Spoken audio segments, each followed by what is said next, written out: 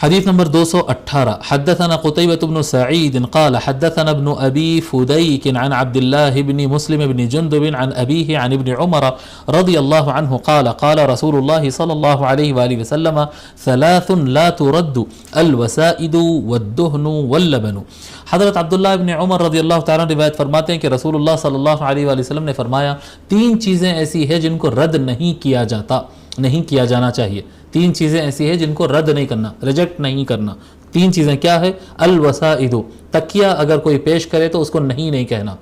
اس کا مطلب یہ نہیں کہ تکیہ لے کے چلے جانا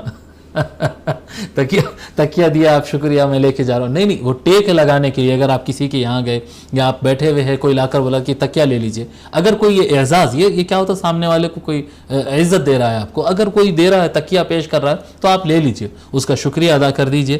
اور اگر آپ لے کے استعمال کریے، اور اگر آپ کو لگے کہ آپ سے بڑے لوگ محفل میں اور بیٹھے ہوئے ہیں اور تکیے سے ٹیک لگانا مناسب نہیں دکھ رہا تو آپ لے لیجئے، اس کے بعد پھر ان کو پیش کر دیجئے، آپ وہ تکیہ ان کو پیش کر دیجئے. بہرحال بہتر یہ ہے کہ آپ، یعنی سرکار فرما رہے ہیں کہ اگر کوئی آپ کو تکیہ پیش کرے ٹیک لگا کے بیٹھنے کے لیے تو آپ وہ تکیے کو رد نہ کریں. والدہن، اور اسی طرح سے عطر، تیل یعنی خوشبو کا تیل، اگر عطر آپ کو کوئی پیش کرے تو اس کو آپ رد نہ کریں. واللبن، اور دودھ اگر آپ کو کوئی پیش کرے تو آپ رد نہیں کرنا، اس کو لے لینا. تو عطر ہے، دودھ ہے اور تکیہ ہے، یہ تین چیزیں ایسی ہیں جو رد نہیں کی جاتی، واپس نہیں کی جاتی. اور دودھ کا بھی اسی طرح سے مسئلہ رہے گا.